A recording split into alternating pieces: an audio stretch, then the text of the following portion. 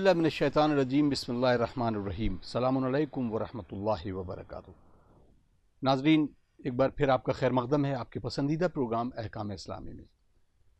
جیسا کہ میں نے آپ سے وعدہ کیا تھا کہ کچھ بہت اہم نکات والدین کے حوالے سے اور خصوصاً اس میں کچھ سوالات بھی تھے جو پچھلے ایپیسوڈ میں رہ گئے تھے، وہ بھی ضرور ہم آغاز سے کریں گے۔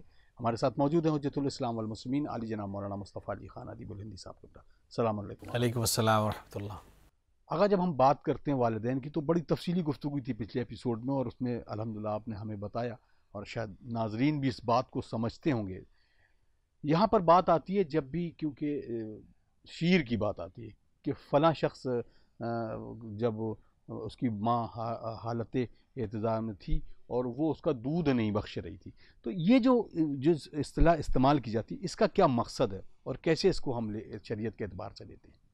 اعوذ باللہ من الشیطان الرجیم، بسم اللہ الرحمن الرحیم، الحمدللہ رب العالمین وصلی اللہ علی سیدنا محمد وعلہ الطیبین الطاہرین۔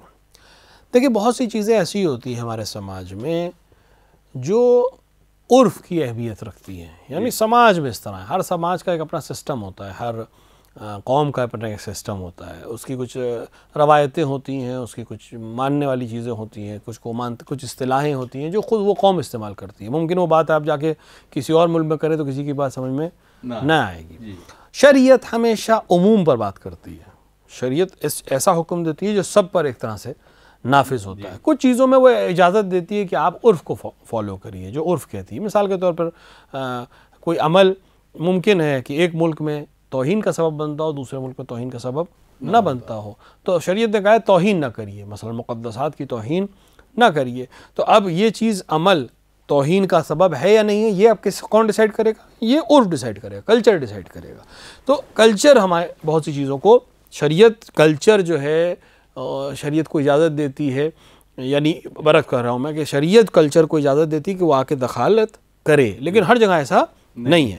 اب جیسے یہ اصطلاح ہے مثلا کہ میں دودھ نہیں بخشوں گی، یا مثال کے طور کے اوپر میرا حق شیر دہی اس طرح سے ہے، یہ اصطلاحی چیزیں ہیں، یعنی یہ کلچر میں رائج ایک چیزیں ہیں حق والدین کو سمجھانے کے لیے۔ ماں کا ایک حق ہے اولاد کے اوپر، شیر دہی اس کا حق نہیں ہے، اس نے دودھ پلایا ہے، اس پر واجب بھی نہیں تھا، صرف پہلا دودھ جو بچے کی ولادت کے بعد اس کو دینا ضروری ہوتا ہے، جو اس کے خاص شرائط ہیں، اور آج میڈیکل سائنس نے بھی اس کو پروف کیا کہ جو پہلا دودھ انسان کو ماں دیتی ہے اس کی بالکل ہی الگ تاثیر ہوتی ہے بنسبتاً وہ باقی جو دودھ وہ بعد میں زندگی میں حتیٰ اسی ماں سے بھی اگر پی رہا ہے تب بھی وہ الگ ہوتا ہے۔ جو پہلا دودھ ہوتا ہے اس کی تاثیر بالکل الگ ہوتی ہے۔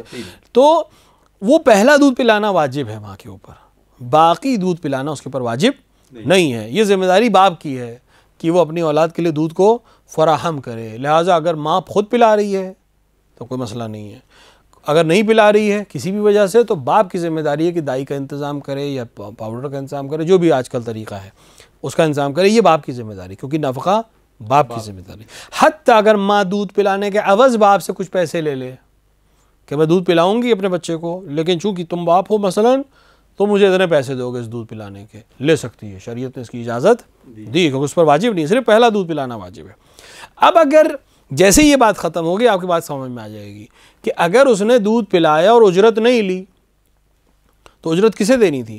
باپ کو دینی تھی، بیٹے سے تو کوئی مطلب ہی نہیں تھا، اس کے پاس ہاتھ پیر ہی نہیں تھی، اتنی صلاحیت ہی نہیں تھی کہ وہ کچھ دے سکے۔ اور پھر خود احسانات ماں کی پرورش کے وہ سب اپنی جگہ پر ہیں۔ تو اب یہ کہنا کہ میں دودھ نہیں بخشوں گی یہ اصطلاح ہے، یعنی میں تم سے راضی نہیں ہوں گی، ورنہ خود دودھ دہی کے پیسے بیٹے سے لینے ہی نہیں ہیں، باپ سے لینے تھے، نہیں لیے تو اس کا مطلب آپ نے یہ کام فری میں کیا تھا۔ ایک بار جب آپ نے کہہ دیا کہ میں نے فری میں کیا تو پھر آپ اس کے لیے پیسے نہیں لے سکتے، بات اپنے آپ معاملہ ختم ہو جاتا ہے۔ مثال کے طور پہ میں آپ سے موبائل لوں اور آپ سے کہوں میں اس کی قیمت کیا ہے، آپ نے کہا اس کی قیمت مثال کے طور پر سلوات ہے، میں نے سلوات پڑھی، اب آپ کہتے نہیں صاحب اس کی قیمت یہ ہے، نہیں، ختم ہو گئی بات، معاملہ ختم ہو گیا۔ جیسے ہی معاملہ ختم ہو گیا یہ چیز میری ہو گئی اور سلوات پڑھنے کا ثواب بھی آپ کے ہاں نام اعمال میں لکھ دیا گیا۔ اب اس کو آپ کہتے نہیں صاحب وہ آپ اتنے پیسے دیے، نہیں، یہ معاملہ ختم ہو چکا ہے۔ معاملہ ختم ہو جانے کا مطلب یہ کہ پھر اب یہ بات دوبارہ کنٹینیو نہیں ہو سکتی، بعض شرائط میں ہے کہ دوبارہ معاملے کو کیا جا سکتا ہے۔ تو جس طرح جب آپ نے کہہ دیا کہ مجھے کچھ نہیں چاہیے تو پھر اب دوبارہ اس کی اجرت نہیں لے سکتے، مگر یہ کہ دوبارہ کوئی نیا معاملہ آپ کریے، نیا خرید و فروخت کا معاملہ کریے۔ یہ جو بات کہی جاتی ہے یہ اس کا اصل تعلق عرف سے ہے، یعنی ہمارے سماج میں ماں اپنے حق کے لیے اس جملے کا استعمال کرتی ہے۔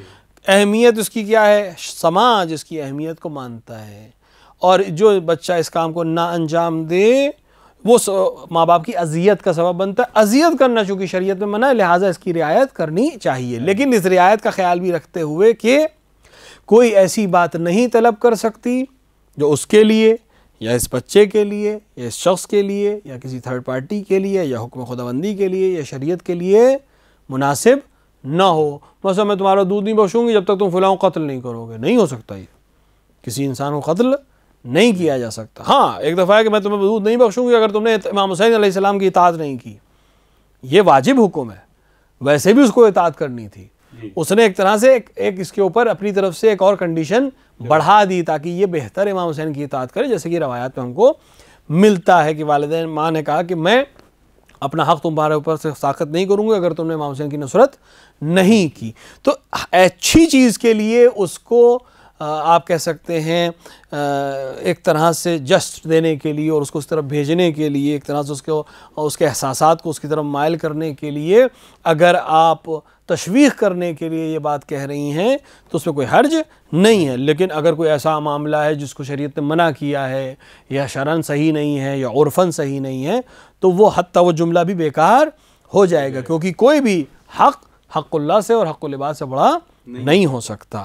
ہاں میری قبر پہ ہر بار آنا، ہمیشہ آتے رہنا مثال کے طور کے اوپر، یا میرے لیے یہ فلاں نیک کام انجام دیتے رہنا، تو اگر اس کی صلاحیت میں تو اس کا اور اس نے قبول کر لیا کہ میں انجام دوں گا تو اس کے اوپر فریضہ ہو جائے گا کہ اس کو انجام دے۔ لیکن مثلا فلاں کو اذیت کرنا ہے، فلاں کو نقصان پہنچانا، فلاں کام نہ کرنا جو شریعت میں جائز ہے اس کو انجام اس طرح کا حکم نہیں دے سکتی۔ لہٰذا اس مسئلے کو اس طرح سمجھیں کہ اگر عرف میں یہ چیز رائج ہے تو اس کو اس حد تک جہاں تک وہ کسی حکم شرعی سے نہ ٹکرا رہی ہو انجام دینا، ماننا، اس بات کا احترام کرنا صحیح ہے۔ یہ اصطلاحی چیز ہے، کسی علاقے میں کوئی اصطلاح ہوگی، کسی علاقے میں کوئی اصطلاح ہوگی۔ یہ اہمیت ہے، ماں اپنی اہمیت جتانے کے لیے اس جملے کو کہتی ہے یا اپنے حق کو جتانے کے لیے اس جملے کو کہتی ہے۔ تو جو بھی لفظ استعمال کرے اگر اپنے حق کو اپنے جو والدین کا حق ہے، ماں کا حق ہے اولاد کے اوپر، اس کو طلب کرے یا اس کو ساقط کرنے یا اس کو مثال کے طور پر رضایت حاصل کرنے کے لیے کوئی بات کہے تو اس کو ماننے کی ضرورت ہے، اس کو اطاعت کرنے کی ضرورت ہے، بشرطے کہ وہ شریعت کے کسی اور حکم سے ٹکرا نہ رہی ہو یا کسی دوسرے کو نقصان نہ پہنچا رہی ہو۔ جزاک اللہ۔ میں نے ناظرین آپ سے وعدہ کیا تھا، ایک بہت اہم سوال تھا اور وہ بھی ہم آغا کے سامنے پیش کرتے ہیں۔ سرکار ایک صاحب نے سوال کیا ہے کہ میں اس لفظ کو نہیں بیان کر سکتا کہ جو میں نے اپنی ماں کے بارے میں سنا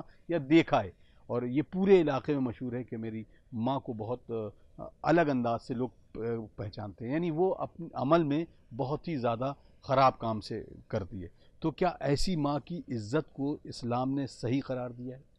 دیکھیے جہاں تک ماں ہونے کی حیثیت ہے اس ماں کا احترام اس کی اولاد پر پھر بھی واجب رہے گا، حتیٰ کافر اگر ہو۔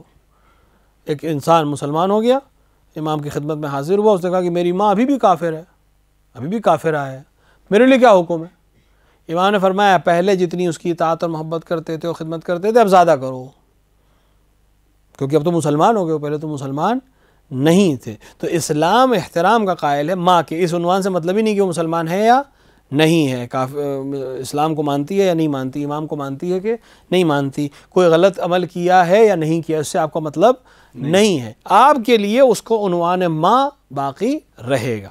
اب ایک مسئلہ یہ آتا ہے اگر وہ اپنے عمل پر اصرار کرتی ہے، خدا نہ کردہ کوئی گناہ ہے جس پر وہ اصرار کرتی ہے اور آپ کا اس کا احترام کرنا یا اس کو مدد کرنا اس گناہ کے انجام دینے کا سبب بن رہا ہے، تو کہاں ٹکراؤ ہو رہا ہے؟ حکم خدا میں مسئلہ آ رہا ہے، تو فوراً حکم خدا آ کر ترجیح دے گا کہ اگر آپ کے پیسے سے کوئی حرام انجام ہو رہا ہے تو آپ کے لیے وہ پیسہ دینا ضروری نہیں ہے، یا آپ کے جانے سے اس کے گناہ کی تائید ہو رہی ہے تو آپ کو جانے کی ضرورت نہیں ہے۔ لیکن یہ عمل بھی اسی طرح ہونا ہے کہ آپ کا ماں کے سلسلے میں کوئی جملہ ایسا نہ ہو، جملہ نہ کہیے، کوئی ان کو صاف بتا دیجیے کہ یہ چیز صحیح نہیں ہے، شریعت نے اس سے منع کیا ہے، اگر آپ اس کو انجام دیں گی تو میں آپ کو سپورٹ نہیں کر سکتا. اب یہاں پہ ایک سوال یہ ہے کہ ایسی مطلب ماں ہے، اس نے اپنے اس میں کہا ہے، نام نہیں بتایا، اب ایسی جگہ پہ اس رشتے میں اس عورت کا جبکہ کوئی نہیں ہے، وہ صرف یہ بیٹا ہے، تو اس کا نان و نفقہ جو ہے اس بیٹے پر ابھی بھی واجب ہوگا؟ نان و نفقہ اگر آپ کے نہ دینے کے نتیجے میں اس کے پاس کھانے پینے کو کچھ نہیں رہے گا اور اس کے لیے بھوک کا مسئلہ ہو جائے گا اور رہنے کا مسئلہ ہو جائے گا، تو اس حد تک دینا آپ کے لیے ضروری رہے گا. وہ آپ کو دینا ہی دینا ہے. اگر اس کے پاس مسکن نہیں ہے، اگر اس کے پاس کھانے پہننے کو کپڑا نہیں ہے یا اس کے پاس کھانے کو نہیں ہے، تو جس مقدار میں واجب ہے کہ اس کی زندگی کے لیے ضروری ہے اور اس کے رہنے کے لیے ضروری ہے، وہ آپ کو دینا ضروری رہے گا. لیکن اگر آپ کا عمل جو ہے وہ اس سے زیادہ ہو اور وہ پیسہ کسی اور چیز میں خرچ ہو سکتا ہو، تو پھر اس پیسے کو دینے کی ضرورت نہیں ہے. لہٰذا اگر وہ گناہگار بھی ہے تب بھی آپ کے اوپر نان و نفقہ اس حد تک جتنا اس کی زندہ رہنے کے لیے ضروری ہے وہ دینا آپ پر فرض رہے گا، آپ کو دینا پڑے گا. جزاک اللہ. ایک اور سوال بالکل اسی سے ملتا جلتا ایک صاحب نے کیا ہے کہ انہوں نے کہا کہ میں مذہب تشیع اختیار کیا ہے، میں پہلے اہل سنت تھا، اب اس کے بعد میرے والد زندہ ہیں، ماں فوت ہو گئی ہیں، ان کے سامنے جب ہم دشمنان اہل بیت کی بات کرتے ہیں تو ان کو بہت ناگوار گزرتا ہے، تو ہم اس عمل کو کیسے کریں؟ یہ بالکل واضح سا مسئلہ ہے. نہ صرف والد بلکہ اگر کوئی بھی اہل سنت کا کوئی شخص آپ کے سامنے موجود ہو اور آپ اس کے سامنے کھل کر لعن کریں یا کھل کر برا بھلا کریں جس سے اس کو نقصان ہو سکتا ہو یا اذیت ہو سکتی ہو، تو اس کو کھل کر کہنے کی ضرورت نہیں ہے. دیکھیں، براعت کے کئی مراحل ہیں. براعت کرنی ہے یہ تو طے ہے، لیکن کہاں کیسے کرنی ہے اس کے الگ الگ مراحل ہیں سچویشن کے حساب سے. بس زیارت عاشورہ کے لیے حکم ہے کہ آپ صحرا میں جا کے پڑھیے. یہ آئمہ علیہ السلام نے اس لیے دیا تھا کہ آپ اگر شہر میں اس زمانے میں یہ زیارت عاشورہ پڑھتے اس طرح سے تو بنی عباس آپ کو قتل کر ڈالتے. لہٰذا حالات آپ دیکھیے کہاں پڑھی جا سکتی ہے، کہاں نہیں پڑھی جا سکتی ہے، کہاں نام لیا جا سکتا ہے، کہاں نام نہیں لیا جا سکتا، یہ آپ کو طے کرنا ہے. ایک دفعہ آپ جانتے ہیں کہ میں حقانیت پر ہوں، والد میرے حق پر نہیں ہیں، میں اگر ان کو بتاؤں گا تو شاید وہ بھی حق پر آ جائیں. تو ایک دفعہ آپ حقیقت، تاریخ کی حقیقت اس لیے ان کے سامنے بیان کرتے ہیں تاکہ ان کو حق معلوم ہو جائے اور اس کے بعد حجت تمام ہو جائے کہ وہ حق اور باطل کی تمیز کر کے حق کی طرف آ جائیں. اس حد تک ٹھیک ہے. لیکن اگر آپ جاتے ہی ان چیزوں کو جو ابھی ان کے ذہن میں بہت مقدس ہیں جاتے ہی لعن کرنے لگے تو بہت ممکن ہے کہ وہ بجائے بات آپ کی سننے کے، حق سننے کے، وہ آپ سے متنفر ہو جائیں یا ان کی اذیت کا سبب بنے. تو نہ صرف والد، کسی کے بھی سامنے اس طرح بیان کرنے کی ضرورت نہیں ہے. کیونکہ ضروری نہیں ہے کہ آپ منہ کے اوپر لعن کریں، ضروری نہیں ہے کہ آپ منہ کے اوپر برا بھلا کہیں. آپ کو براعت کرنی ہے. براعت کا مطلب ہے ایک دفعہ منہ سے کہنا، ایک دفعہ عمل کے ذریعے. عمل کبھی زبان سے ہے اور کبھی خود آپ نے اعمال کے ذریعے سے ثابت کریے کہ آپ ان کے ساتھ نہیں ہیں. لہٰذا ضروری نہیں کہ آپ ان کے سامنے نام لے کے لعن کریں یا حتی لعن کریں جس سے ان کو ممکن ہے کہ ان کو نقصان ہو یا ان کو اذیت ہو. کوئی ضرورت نہیں ہے. آپ اپنے گھر میں اپنے بچوں کے درمیان، مسجد میں، امام بارگاہ میں، جہاں چاہیں کر سکتے ہیں. ان کے سامنے آپ احتیاط پر عمل کر سکتے ہیں اور کوئی ضرورت نہیں ہے. نہ صرف ان کے لیے، وہاں صرف والد کے لیے میں عرض کر رہا ہوں، دوبارہ تاکید کر رہا ہوں، نہ صرف والد، کوئی بھی ایسا شخص جس کے سامنے دشمنان اہل بیت پر کھل کر لعن کرنے میں اس کو نقصان ہو سکتا ہے یا اس کو ایسا غصہ آ سکتا ہے جس سے دوسرے کسی شیعہ کو نقصان ہو جائے، وہاں یہ کام انجام دینے کی ضرورت نہیں ہے. اس کو خلوت میں کر سکتے ہیں یا کسی اور مجمع میں کر سکتے ہیں، اور ضروری نہیں کہ ہر جگہ لعن نام لے کر کی جائے. کہیں کہیں پہ دل میں بھی کرنا کافی ہوتا ہے. ایک اور سوال ہے، یہ ناگپور سے سوال کرتے ہیں. ان کا سوال ہے، السلام علیکم آغا، یہ بتائیں کہ میری والدہ مجھ پر بہت دباؤ ڈالتی ہے کہ اپنی زوجہ کو طلاق دے دو. تو اب اس عمل پر، کیونکہ میں جہاں تک جانتا ہوں کہ میری زوجہ میرے ساتھ بالکل صحیح رہ رہی ہے، تو کیا ماں کا حکم ماننا ضروری ہے؟ نہیں، تقریباً ہم نے یہ بات پچھلے ایپیسوڈ میں بھی ڈسکس کی تھی، کسی اور ایپیسوڈ میں بھی ڈسکس کی تھی. ماں کے حکم سے زوجہ کو طلاق دینا اس عنوان سے کہ ماں کا حکم ماننا واجب ہے، صحیح نہیں ہے.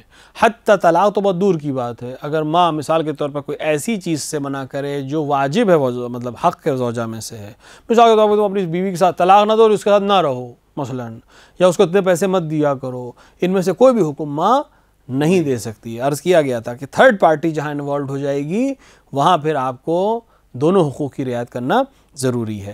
ماں کا احکام صرف اس کی حد تک، اس کی اذیت کا سبب جہاں تک حتیٰ اگر آپ کے اس بیوی کے ساتھ رہنے میں یا اس سے شادی کرنے میں یا اس کو طلاق نہ دینے میں حتیٰ اگر ان کو اذیت بھی ہوتی ہو تب بھی یہ کام آپ کے لیے جائز نہیں ہے. آپ اس کو طلاق نہیں دے سکتے, کیونکہ اگر آپ طلاق دیں گے تو آپ ایک ایسا عمل انجام دیں گے جس کو خدا پسند نہیں کرتا ہے. طلاق جائز ہے لیکن خدا کو پسند نہیں ہے. تو آپ ایک طرف خدا کی پسند ہے اور ایک طرف ماں کی پسند ہے, کس کو آپ ترجیح دیں گے؟ دوسری بات, آپ نے خود کہا کہ میری زوجہ میرے ساتھ بالکل خوش ہے, میں اس کے ساتھ خوش ہوں, تو جو حق ہے اس کو دینا اس کے لیے ضروری ہے. اور ماں کے حکم سے ایک ایسی زوجہ جو مطیع زوجہ ہے, آپ کے حقوق کی رعایت کر رہی ہے, اس کے ساتھ پھر ظلم ہوگا, اور احکام ظلم ہمیں اجازت نہیں دیتے ہیں. تو ہر وہ حکم جو تھرڈ پارٹی کو انوالو کرے وہاں اطاعت ضروری نہیں ہے. اور ماں اگر ناراض ہو جاتی ہے تو حتیٰ ناراض اگر ہو جائے, تھرڈ پارٹی اگر انوالوڈ ہے, ماں ناراض ہو جائے کہ تم نماز پڑھتے ہو, ماں ناراض ہو جائے کہ تم داڑھی رکھتے ہو, ماں ناراض ہو جائے کہ تم روزہ رکھتے ہو واجب رمضان کا, ماں ناراض ہو جائے کہ تم عزاداری کرتے ہو, حتیٰ عزاداری جو کہ واجب نہیں ہے لیکن امام حسین کا احترام ضروری ہے, ماں ناراض ہو جائے کہ تم نے اپنی بیوی سے کے لیے فلاں چیز خریدی, اس ناراضگی کی کوئی حیثیت نہیں ہے, کیونکہ یہ اس بچے کی ناراضگی ہے جو چیز کو سمجھ نہیں پا رہی ہے. تو لہٰذا اذیت کرنا اس حد تک جہاں اس کے حقوق پامال ہو رہے ہوں وہاں احکام, یہ بہت بہت باریک سی چیز ہے, اس کو تھوڑا سا غور سے کر دیکھیں جہاں بیلنس ہٹے گا وہاں سامنے والا خود ذمہ دار ہے اس بیلنس کو ہٹانے کا. ہمیں بیلنس لے کے چلنا ہے, اس کی اطاعت اسی حد تک ہے جس حد تک تھرڈ پارٹی کو ہم نقصان نہ پہنچائیں, خدا کے کسی حکم کی عدولی نہ کریں, کسی اور کا حق پامال نہ کریں. تو جہاں پامال کی بات آئی ہمیں حق کی رعایت کرنی ہے. اگر اس کے نتیجے میں ان کو تھوڑا سا اذیت ہو رہی ہے تو اس کی کوئی حرج نہیں ہے, کیونکہ بارگاہ خداوندی میں آپ کے پاس وجہ موجود ہے کہ اگر میں یہ کام انجام دیتا تو اس کے ساتھ ظلم ہوتا جو حق کی رعایت کر رہی تھی, اگر میں یہ کام کرتا تو تیرے حکم کی حکم عدولی ہوتی کہ نماز نہیں پڑھ پاتا یا روزہ نہیں رکھ پاتا. تو وہیں تک اطاعت ہے جہاں کوئی تھرڈ پارٹی انوالو نہ ہو یا کسی اور کا حق پامال نہ ہو رہا, حتیٰ اگر اذیت ہو رہی ہو تب بھی کوئی حرج نہیں ہے. جزاک اللہ. رہبر علی خان, آپ امہٹ سلطان پور سے سوال ہے. السلام علیکم. علیکم السلام. وضو کرتے وقت چہرہ دھونے کے بعد دائنا ہاتھ دھلتے ہیں یا بایاں؟ اس پہ ذرا آپ رہنمائی فرمائیں. دیکھیں, وضو کی ترتیب بالکل واضح ہے کہ وضو انسان کے لیے ضروری ہے کہ پہلے چہرے کو دھوئے اور چہرے کے بعد اپنے رائٹ ہینڈ کو دھوئے گا, اپنے سیدھے ہاتھ کو دھوئے گا. اگر اس نے ترتیب کو بگاڑا ہو, پہلے الٹے ہاتھ کو دھویا تو وضو صحیح نہیں ہے. لہٰذا پہلے سیدھے ہاتھ کو دھوئیں گے وضو میں, پھر الٹے ہاتھ کو دھوئیں گے. پہلے رائٹ ہینڈ کو دھویا جائے گا وضو میں, یعنی کوہنی سے لے کر انگلیوں کے آخری حصے تک. البتہ احتیاط کرتے کہ تھوڑا کوہنی کے اوپر سے دھوتے تاکہ یقین ہو جائے کہ کوہنی ہماری دھل گئی ہے. لہٰذا پہلے سیدھے ہاتھ کو پھر الٹے ہاتھ کو دھونا. اس ترتیب کو آپ چینج نہیں کر سکتے. نہ وضو سے یا چہرہ دھونے سے پہلے ہاتھ کو وضو کی نیت سے دھو سکتے نہیں. پہلے چہرہ دھویا جائے گا, پھر سیدھا ہاتھ دھویا جائے گا, پھر الٹا ہاتھ دھویا جائے گا, پھر سر کا مسح کیا جائے گا, پھر پیر کا مسح کیا جائے گا. ہاں, پیر کے مسح میں مسئلہ نہیں ہے کہ کون سا پہلے مسح کیا جائے یا دونوں ساتھ میں مسح کر لیا جائے, وہاں ترتیب کا کوئی مسئلہ نہیں ہے, پیر کے مسح کا حکم ہے. لیکن ہاتھ میں ترتیب کی رعایت ہونا ضروری ہے. ایک سوال اسی سے جڑا ہوا, کیونکہ مسح کی بات آتی جب بھی, تو کیا پیر کا بالکل ساکن بالکل رہنا, ایک دم اسٹیبل رہنا ضروری ہے کہ اگر پیر اوپر اٹھا کے اگر وہ مسح کرتا ہے؟ دیکھیں, پیر چاہے اٹھا کر کرے, چاہے کسی چیز پر رکھ کے کرے, یا مثال کے طور پر زمین پہ رکھ کے کرے, وہ مسئلہ نہیں ہے. اسٹیبلٹی کا مطلب یہ نہیں ہے کہ بالکل 100% اسٹیبل ہو. اسٹیبل کا مطلب یہ ہے کہ دیکھنے والے کو یہ لگے کہ آپ نے ہاتھ کو مسح دیا ہے, یعنی ہاتھ کو حرکت دی ہے, پیر کو حرکت نہیں دی ہے. دیکھیں, دو چیزیں ہو سکتی ہیں. آپ کو مسح کرنا ہے, مسح کرنے میں کبھی آپ یہ کر سکتے ہیں کہ اپنے ہاتھ کو پیر کے انگلیوں سے لے کر جو ابھرنے کا مقام ہے وہاں تک آپ کو مسح کرنا ہے. ایک انگلی کی چوڑائی میں واجب ہے, باقی 3 انگلی کی چوڑائی تک بہتر ہے, مستحب ہے. تو اب جہاں تک ابھار تک مسح کرنا آپ کو. اب ایک طریقہ یہ کہ آپ نے ہاتھ کو کھینچا, دوسرا طریقہ یہ بھی ہو سکتا ہے کہ آپ ہاتھ کو اسٹل رکھیے, پیر کو آگے لے جائیے, تو مسح تو ہو ہی جائے گا. لیکن نہیں, شریعت کہہ رہی نہیں, آپ کو پیر اسٹل رکھنا ہے, ہاتھ کو مسح دینا ہے. اسٹل رکھنے کا یہ مطلب نہیں ہے کہ بالکل آپ ہل نہیں سکتے, ہلکا سا پیر ہل جائے تو کوئی حرج نہیں ہے. دیکھنے والے کو لے کہ ہاتھ سے مسح کیا گیا, نہ کہ پیر کو جنبش دی گئی ہے. اب اگر پیر کو آپ زمین پہ رکھ کے کریں تب بھی صحیح ہے, پیر کو کسی چیز پہ رکھ کے کریں جس سے آسانی سے آپ کو مسح کرنے میں آسانی ہو جائے. ممکن ہے کوئی انسان بہت زیادہ زمین تک نہ جھک سکتا تو پیر کو کسی اونچی چیز پہ رکھے پھر مسح کرے, تب بھی کوئی حرج نہیں. بس پیر میں موومنٹ بہت زیادہ نہیں ہونا چاہیے، بس یہ مسئلہ ہے۔ بہت سے لوگوں کو میں نے دیکھا ہے، میں نے خود بھی دیکھا ہے کہ وہ اپنے دوسرے پیر کے اوپر مثلا پیر کو رکھ لیتے ہیں، اس کرنے میں بھی کوئی حرج نہیں ہے، بس شرط ہے کہ پیر بہت زیادہ موو نہ کرے۔ اگر پیر موو کر رہا ہو یا اس کو مسا کرتے ہوئے پیر بھی موو کر رہا ہے، ہاتھ بھی موو کر رہا ہے، تو اس مسئلے میں اشکال ہو سکتا ہے۔ لہٰذا پیر کو کسی اگر اونچائی پہ رکھنا ضروری ہے تو کسی ایسی جگہ پہ رکھیں جہاں پیر اسٹیبل رہے اور آپ ہاتھ سے مسا انجام دیں۔ جزاک اللہ۔ دانش حسین حسینی صاحب یہ گجرانوالہ پاکستان سے سوال کرتے ہیں، السلام علیکم، زخم کے اچھا ہوتے وقت اس کے چاروں طرف سے جو مواد پیدا ہوتا ہے اگر اس میں خون نہ ملا ہوا ہو تو وہ پاک ہے یا نجس؟ دیکھیں زخم جب انسان کا ٹھیک ہونے لگتا ہے تو اس کے سائیڈ میں ایک تھوڑا سا لیئر بنتی ہے اور کبھی کبھی رطوبت بھی خارج ہوتی ہے، عام طور سے پیلے کلر کی وائٹ کلر کی رطوبت حاصل ہوتی ہے۔ اگر اس میں خون ہے تو وہ خون کی مقدار میں نجس ہے، لیکن اگر خون نہیں ہے، جیسا کہ انہوں نے سوال پوچھا ہے کہ اگر زخم ٹھیک ہوتے وقت بعد خون کے سے پاک، خون سے منزہ کوئی بھی رطوبت پیلی کلر کی وائٹ کلر کی اگر زخم سے نکل رہی ہے، رس رہی ہے، تو وہ پاک ہے اور اس کو صاف کرنا ضروری نہیں ہے۔ ہاں اگر خون ہے تو خون کو پاک کرنا ضروری ہے، لیکن اگر خون نہیں ہے اور اس کے اندر خون نہیں ملا ہے تو وہ بالکل پاک ہے اور وہ طاہر ہے، اسی میں نماز پڑھی جا سکتی ہے اور اس کو پاک صاف کرنے کی بھی کوئی ضرورت نہیں ہے۔ ایک اور سوال ہے محترمہ اسما زیدی صاحبہ، یہ سوال گوالیئر سے کرتی ہیں، آغا یہ بتائیں کہ اگر بالکل یہ مناسب نہ ہو کہ کوئی انسان مرد موجود ہو اور کسی کی میت ہو جائے تو کیا اس کا غسل و کفن ایک عورت کر سکتی ہے اور اس کی تدفین بھی عورت کر سکتی ہے، اور نماز جنازہ بھی کیا عورت پڑھا سکتی ہے؟ دیکھیں مسلمان کی نماز جنازہ پڑھانا، مسلمان کو غسل دینا، مسلمان کو کفن پہنانا اور مسلمان کو دفن کرنا یہ واجب ہے، کفائی ہے۔